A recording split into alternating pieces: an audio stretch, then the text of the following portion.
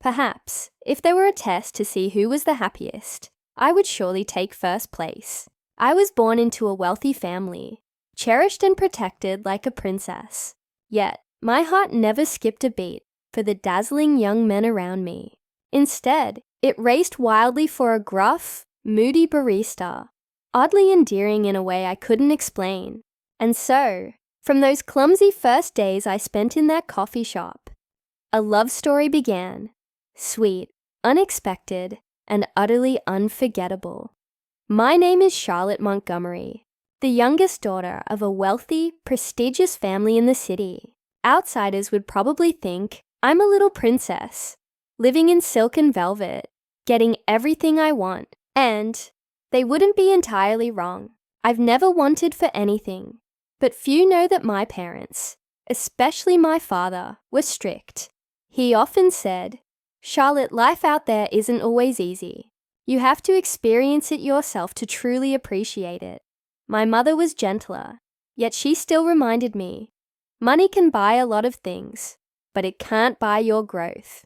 You need to learn to stand on your own 2 feet. I grew up in that strange balance, loved, yet constantly trained, as if my parents feared that a single moment of carelessness would turn me into a spoiled little lady.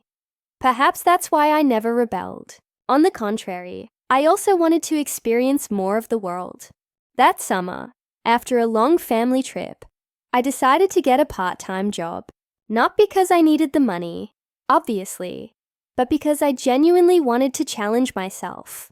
I wanted to feel what it was like to earn my first paycheck, however small, and discover how precious it could be. But if I'm being honest, the real reason was a cafe I frequented, a cafe where Ethan Caldwell worked. The barista I'd had my eye on for some time. He had cold grey eyes, a perfectly straight nose, and a lean, precise posture. Every gesture he made was impossibly exact. He rarely spoke, and almost never smiled at customers, especially not me. No matter how many times I tried to strike up a conversation, his eyes always just passed over me like a breeze brushing by. So when I saw a help wanted sign at the cafe, I immediately applied. Partly for the experience, but mostly to be closer to Ethan. On my first day, I walked in, brimming with excitement and a dazzling smile. But my enthusiasm was quickly tested. I spilled milk, pressed the wrong buttons on the espresso machine, and when a customer ordered a cappuccino, I clumsily delivered a latte instead. Ethan looked at me, his brows knitting together. He stepped closer, his voice low and cold. "Hey, you can't tell the difference between a cappuccino and a latte." My face burned. I forced a smile and mumbled, I'm learning," he sighed, wiping down a table, shaking his head. "If you don't know, don't keep messing it up. People pay to drink coffee, not to taste your experiments." I froze, feeling equal parts embarrassed and hurt. But instead of giving up, I took a deep breath, lifted my chin. "All right, just wait. I'll surprise you." For a brief moment, I thought I saw the corner of his mouth twitch. Was it mockery or genuine curiosity? Either way, to me, it was a challenge. I knew from that moment that this summer would not be calm or easy. But in that small, unassuming cafe, a new chapter of my life was beginning. That day, the cafe was unusually crowded. People came and went in waves, placing orders in rapid succession. I was still in my trial period, a period that, in practice, felt like it would never end. 3 days were supposed to be enough, but for me, it might as well have been 3 months. I fumbled with trays, accidentally handed a cappuccino to a customer who had ordered a mocha, delivered drinks late, and almost spilled coffee on a man's laptop. Ethan's face darkened with every mistake. Then it happened, the moment of disaster. My hand slipped, and the tray tumbled to the floor with a loud crash. Crash! Cup shattered. Coffee sprayed across the tiles. Every customer in the cafe turned to look. I froze, my face burning hotter than the coffee on the floor. Ethan approached, his voice firm but restrained, laced with frustration. "Charlotte, can you focus for once? This isn't a joke. Mistake after mistake.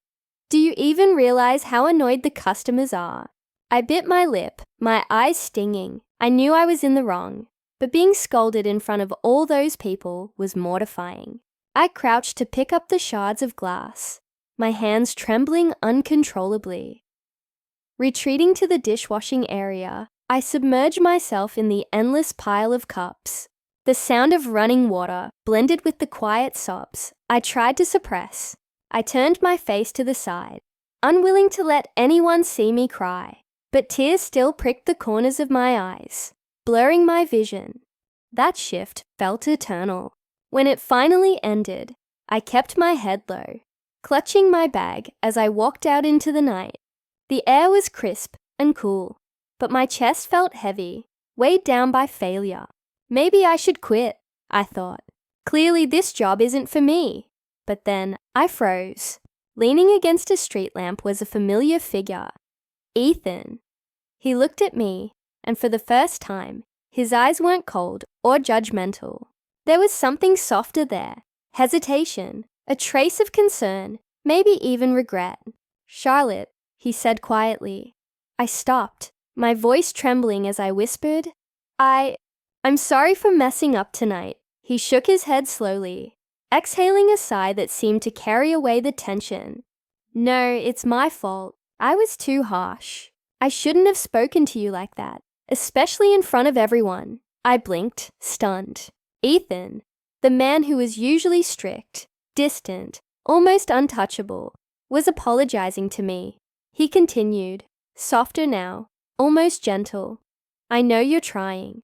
I've seen it. I just didn't want customers to complain, so I snapped. Don't cry anymore, okay?" My heart fluttered. A small, uncontrollable beat that made me suddenly self-conscious. I turned my face away quickly, pretending to wipe my eyes. Who said I was crying? I just got soap in my eyes, I mumbled. Ethan's lips curved slightly, the hint of a smile tugging at the corners. Then unexpectedly, he said, "Come on, I'll walk you home." I stared at him, startled. "You? Walk me home? My place is pretty close." "I know," he said, shrugging lightly. "But it's late. What if something happens on the way?" I hesitated, then nodded. We walked side by side along the quiet street, the soft yellow glow of the street lamp spilling over us. His steps slowed to match mine, careful not to leave me behind. I couldn't help but notice the subtle warmth radiating from him, the easy confidence in his stride. As we walked, I found myself stealing glances at him. His grey eyes, which had seemed so cold and unreadable in the cafe, now appeared thoughtful, almost vulnerable. Every time our shoulders brushed, a small thrill ran through me, and I quickly turned my gaze away, pretending to look at the street. The night air was filled with the faint smell of coffee, lingering from the cafe, mingled with the crisp scent of evening wind. It was strangely comforting, like the world had narrowed down to just the two of us. I realized then that beneath Ethan's strict, distant exterior lay a warmth I hadn't expected, a quiet protection, a gentle attentiveness, and I knew in that moment that this summer would be unlike any other. I wouldn't be able to stop noticing him. I wouldn't be able to ignore the flutter in my chest whenever he looked at me. A story had begun, one sweet and fragile, yet carrying the promise of unexpected emotions and gentle heartbreaks. After that night, he walked me home. Everything changed, but only in the most subtle, unnoticeable ways at first. Ethan wasn't as cold or stern anymore. He was still Ethan, grumpy, rarely smiling, and quick to click his tongue whenever I made mistakes. But now there was patience, just a touch of softness, a careful attentiveness I had never seen before. He began showing me the finer details of making coffee, the perfect milk foam, the way aroma changes with each roast, the subtle balance of sweetness and bitterness. Sometimes I failed so miserably that I wanted to sink into the floor, and he would just sigh, furrow his brow, and click his tongue. "All right, let me show you again. Watch carefully this time." I grinned, trying to sound playful. You know, they say a good teacher makes a good student. If I can't learn, maybe it's your fault, not mine. He glanced at me, and for a brief moment, the corner of his mouth curled into a small, almost imperceptible smile. "You're impossible." That tiny smile made my heart flutter uncontrollably. My stomach felt light, and I had to focus hard on the cup in front of me to stop my hands from shaking. For the first time, Ethan's expression wasn't intimidating. It was human, almost inviting. One afternoon, he held the milk pitcher with his usual steady, precise movements.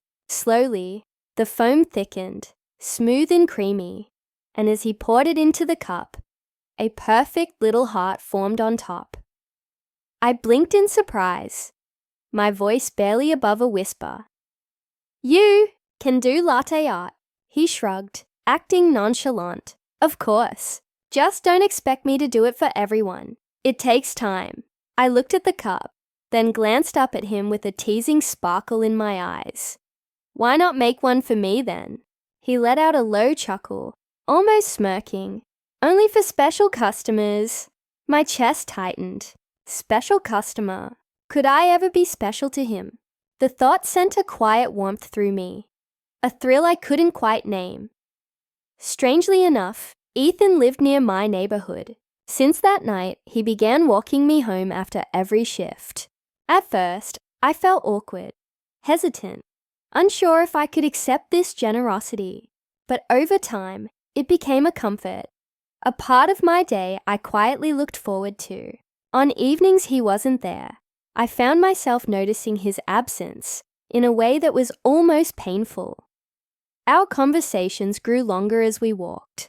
He shared stories of exhausting part-time jobs, of stretching every dollar to cover tuition. I listened with admiration and a soft ache of empathy. Somehow, beneath his gruff exterior, I began to understand him better. His discipline, his quiet ambition, his quiet fears. One evening, the conversation turned more personal. I asked, almost on impulse, my voice uncertain, "Ethan, if you ever loved someone, what would matter most to you?" He paused for a few seconds, as if weighing his words carefully, then answered, "I just need someone who values life. Doesn't need to be beautiful or rich. Just sincere, independent, and respectful of others." I looked at him, a small smile curling on my lips. "Sounds like you're describing your ideal girlfriend." He shrugged, not denying it, not confirming it either. But there was a warmth in his eyes I had never seen before. Encouraged, I dared to push a little further. "Ethan, have you ever thought you might fall for a rich girl?" He froze for a moment, then shrugged lightly, almost dismissively. "I'm not into that. Most of them don't know how to do anything except spend their parents' money. They don't understand the value of a paycheck or how to respect others." I swallowed hard, my heart sinking. If he ever knew who I really was, would he walk away immediately? I wanted him to love me for me alone, a simple girl learning to make coffee, not a wealthy heiress living in a golden castle. The thought was terrifying, dangerous even, but I couldn't help it. Every time I saw him, my heart raced. Every time he spoke to me with that quiet patience, my chest tightened. My heart had already chosen him, and there was no turning back. Even as I walked home that evening, my mind kept replaying every detail. The curve of his lips, the slight warmth in his voice, the way he adjusted his pace to match mine. It was small things, almost imperceptible, but they meant the world to me. And deep down, I knew this was only the beginning. As time went by, Ethan and I collected countless small but unforgettable memories. After every shift, we would clean up the shop together, then quietly slip out into the late-night streets. Sometimes, he would stop by a convenience store, grab me a cold can of soda and say, "Consider it a reward for not dropping any cups today." I laughed, but inside, a strange warmth unfurled. soft and steady. On some nights after leaving the cafe, we'd wander through the park near my house. The streetlights glowed a faint gold, the breeze threading softly through the trees. Ethan would always fall silent for a long time, as if lost in thought. One evening, I finally dared to tease him. "Why are you always so quiet?" "You know, people say silent men are the hardest to love." Ethan raised an eyebrow, the corner of his lips curling into one of his rare smiles. "And yet, here you are, still tagging along with me every single day." My face flushed hot, and I quickly turned away, pretending to be annoyed, even as my heart hammered wildly in my chest, trying to steer the conversation elsewhere. I asked softly, "So, what do you really like doing? I mean, if you weren't a barista, what would your dream be?" For a moment, Ethan stayed silent, his gaze drifting somewhere far away. Finally, he spoke quietly. "I wanted to be a singer. Music's always been the only thing that makes me feel alive. But my parents, they didn't approve. They wanted me to study, to get a steady job. So I put that dream away." Hearing this, my heart tightened. I looked at him, and for the first time, the coolness in his eyes gave way to something softer, a sadness he had been hiding all along. Just then, we walked past a tiny cafe. Outside, a street band was playing beside a handwritten sign. "Open mic, anyone can sing." On impulse, I tugged at his sleeve. "Ethan, sign up." He blinked at me in shock. "What? Are you crazy?" "I'm not prepared." I squeezed his hand, my smile turning mischievous. "Dreams don't need preparation. Just sing. I'll be here cheering for you." Ethan stared at me, his eyes a mix of frustration and something more tender. After a moment, he exhaled deeply, the faintest hint of a grin touching his lips. "All right, but if I sound terrible, you're not allowed to laugh." When he stepped up to the mic and began to sing, the world seemed to stop. His voice was warm, steady, aching with something real. It reached straight into my heart.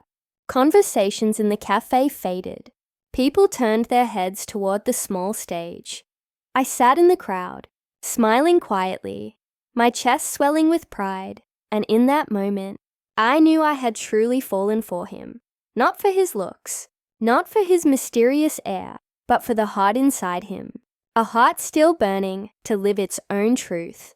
The first night I heard Ethan sing, I couldn't move. My eyes stayed locked on him as the entire room erupted in applause. But I felt frozen in place, my heart pounding so fast, I was sure everyone could hear it. Ethan stepped down from the stage, walked toward me, leaned in slightly and smirked. "Why? Was I so bad you're in shock?" I snapped out of it, shaking my head quickly, my voice small and shy, like a kid caught sneaking candy. "No, not at all. It's just, you sang beautifully," he chuckled, a soft sound, half teasing, half gentle. Folding his arms, he tilted his head and looked at me with a glint in his eyes that made my cheeks burn. I couldn't do anything but stare at the floor. On the walk home, we made small talk, but something had shifted. It felt like there was an invisible thread between us now, tugging with every glance, every offhand joke, every quiet pause. A week later, just as I was finishing my shift, my phone buzzed. A message from Ethan. "Are you free tonight? I want you to hear something special." My heart skipped. Without even thinking, I typed back, "I'm free. Where should we meet?" That night, we went back to the little coffee shop. But tonight, something about Ethan's eyes was different. Like he was holding a secret close to his chest. When he stepped onto the stage, the entire room seemed to fall silent. He gripped the microphone, gave a small smile, and said, his voice steady and sure, "Tonight, I want to sing a new song. A song I wrote for someone who gave me the courage to step on stage again. Someone who made me believe my dream was still worth it." The music began, slow, tender, and full of longing. Ethan's voice was deep and warm, trembling just enough to show he meant every word. I sat there with my fingers curled into the hem of my shirt. My heart caught somewhere between nerves and joy, almost too full to breathe. Each line felt like a confession, like words he'd been keeping hidden. And when the song ended, the cafe erupted in applause. But Ethan didn't leave the stage right away. He took a deep breath, eyes scanning the crowd until they found mine. "Charlotte, I love you. Will you be my girlfriend?" In that moment, every sound disappeared. There was only my heartbeat, and his eyes, soft, steady, and waiting. My legs trembled as I stood, moving slowly toward the stage. People were watching, but I didn't care. I smiled, nodded, and whispered, "I love you too." For a second, Ethan just stared, like he couldn't believe it. Then his eyes lit up. He smiled, a real smile, not the guarded one I'd grown used to, and took my hand. His palm was warm and sure, and I felt like the whole world had just wrapped me up in an embrace. The crowd cheered, clapped, even whistled. I was so embarrassed I wanted to hide under a table, but nothing could stop the rush of happiness rising in my chest. From that night on, we were officially together, but our love stayed a secret. Quiet texts, sent late at night, stolen glances across the counter, walks under streetlights, sharing ice cream by the side of the road. Sometimes we didn't even need words, just sitting together on a park bench, the wind brushing past and the glow of the lamps falling over us. I felt an unshakable peace. It was first love, sweet, pure, and fragile, like a melody only the two of us could hear. And I knew, without a doubt, that my heart had chosen right. The days of our secret love were blissfully sweet and peaceful, like a soft melody that played only for us. But love, as I was about to learn, is never just pink skies and gentle breezes. One afternoon, my happiness accidentally slipped through my smile, and suddenly my friends started to notice. I had gone out that day with my closest group of friends. The table buzzed with chatter and laughter, but I felt distant, like I was watching the conversation from behind a glass wall. My eyes kept drifting to my phone, where messages from Ethan made me smile softly, almost unconsciously. Olivia, as perceptive as ever, immediately noticed. She propped her chin on her hand, her eyes sparkling with curiosity and mischief. "Charlotte, you're acting different. You've got a boyfriend, haven't you? Spill it. Who's making our little princess light up like that?" I shook my head quickly, cheeks flaming hot, trying to brush it off. But Olivia, who knew me better than anyone, narrowed her eyes teasingly. "Wait, could it be the barista you always talk about? The one with the grey eyes?" I hesitated, then slowly nodded. Olivia's eyes widened in delight, practically glowing. "Oh my gosh, I knew it. Tell me everything. Don't leave out a single detail." I bit my lip, drawing a shaky breath, and finally decided to drop the last bit of pretense. "Okay, we're together, just recently." The energy at the table shifted immediately. Olivia squealed, clapping her hands in excitement, while Madison froze, mid-bite, his face darkening. He forced a laugh, thin and sharp. "Seriously, Charlotte, you turned me down just to date some poor barista, a guy who clears tables and washes cups, and you actually gave him your heart." For a moment, my heart skipped a beat at his words, but I gripped my hands tightly on the table and shot back, my voice firm. "Madison, don't talk about him like that. Ethan isn't just a barista. He has dreams, he's talented, and he's genuine. I don't regret choosing him. Not for a single second." Sophia smirked, crossing her arms in mock disbelief. "Wow, really straight out of a romance novel. A rich princess falling for a poor barista. But Charlotte, how long do you think this will last? Don't get your hopes up. Reality's harsh." Olivia slammed her hand on the table, making a sharp thump, her eyes blazing with anger and protectiveness. "That's enough. At least Ethan is sincere with Charlotte. That's worth 100 times more than people who just envy and throw mean words. Charlotte is happy, and that's all that should matter. The tension around the table was thick enough to cut with a knife. Madison looked away, pretending to check his phone, clearly trying to hide his irritation. Sophia just pursed her lips in silent disapproval, but Olivia held my hand tightly, as if daring anyone to cross me. Finally, I stood up, my heart racing, but my smile steady. Thanks for caring, but my feelings are mine to cherish. I'll protect them myself.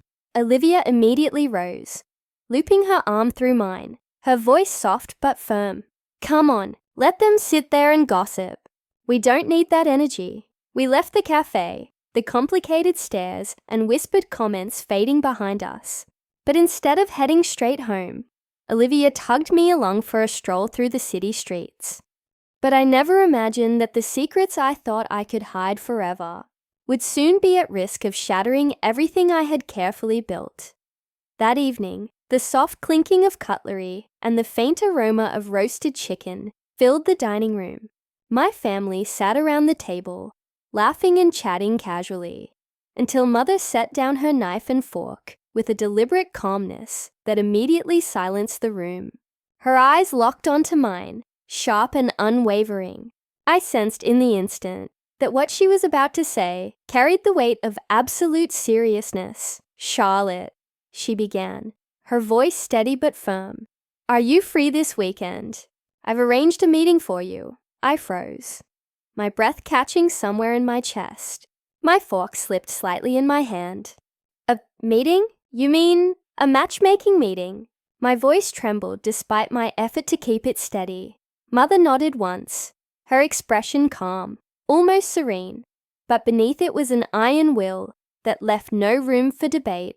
Yes, the son of a long-time family partner. He's well-educated, respectable, and from a family our own could easily connect with.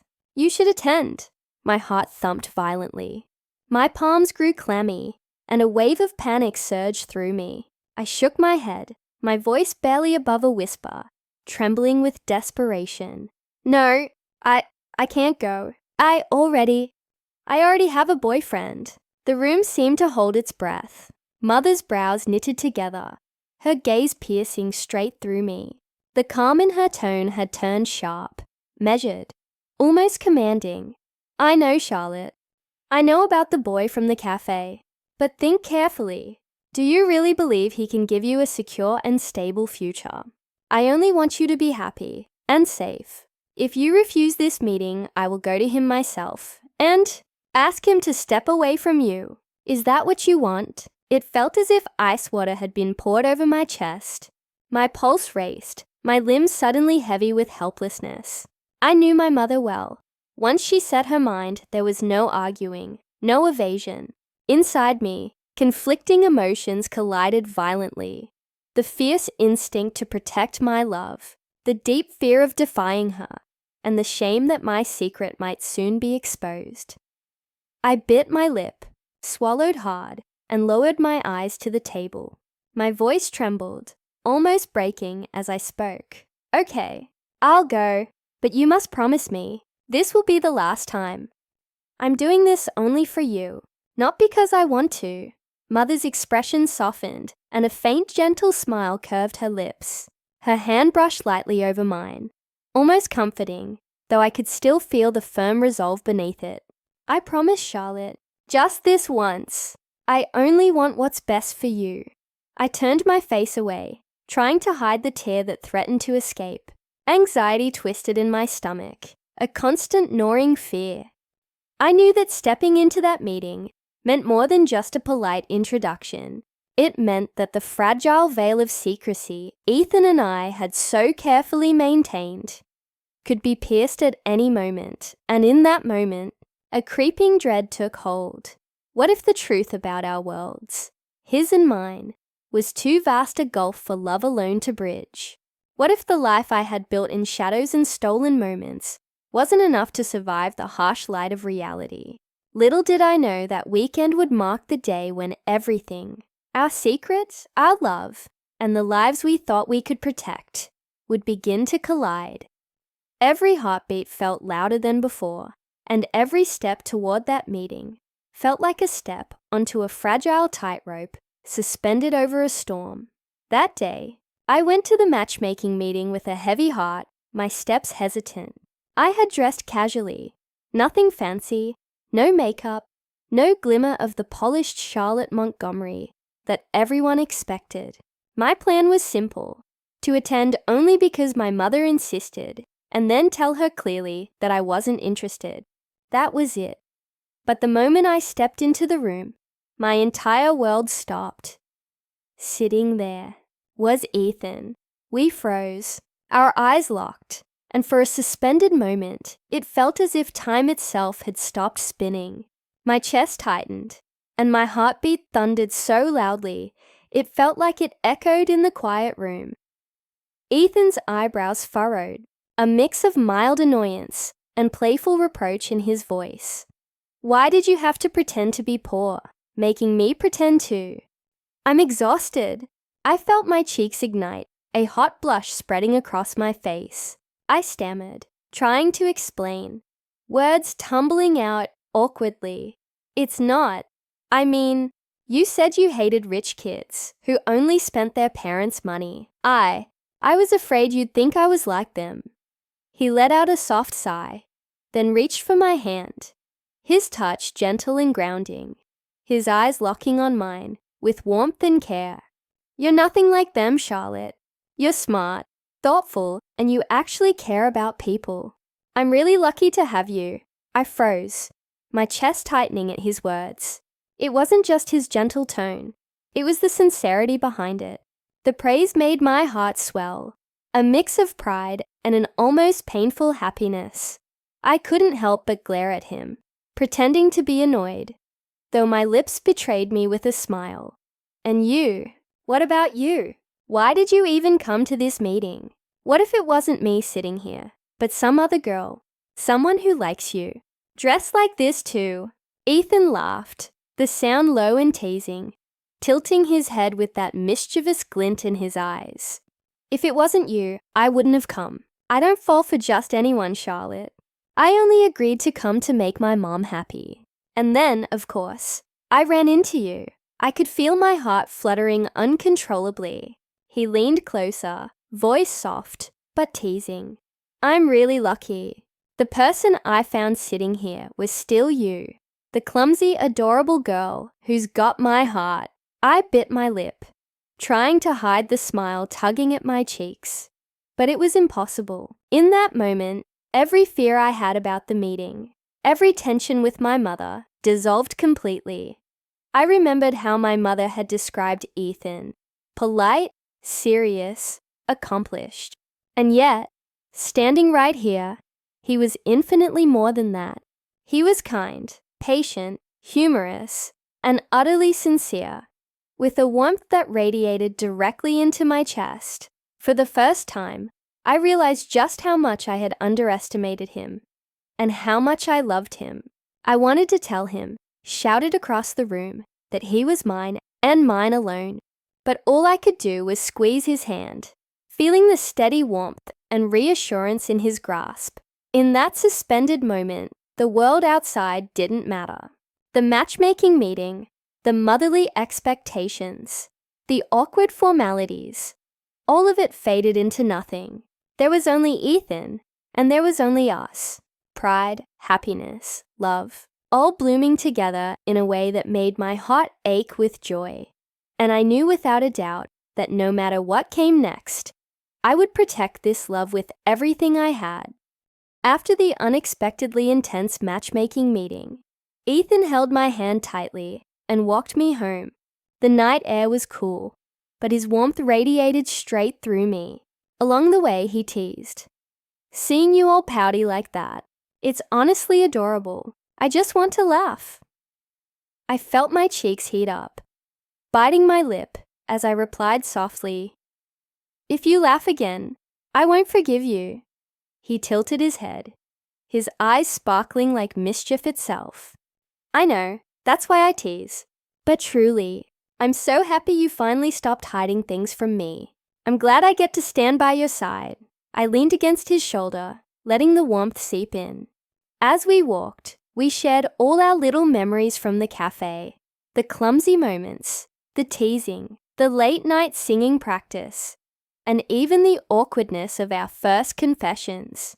We laughed together, reliving the sweet, challenging moments that had brought us closer.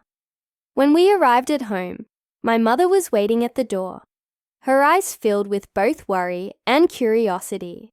"Charlotte, how was today? And him? Are you okay?" I smiled and recounted everything. Our frozen surprise when we first saw each other. His gentle yet teasing words. The way he held my hand. And the little moments that made me blush. My mother listened quietly, then her expression softened into a warm, approving smile. "So, that's how it is. I'm really glad you found a good boy. Someone who understands you and truly loves you." The next day, Ethan and I decided to go out for a casual day together.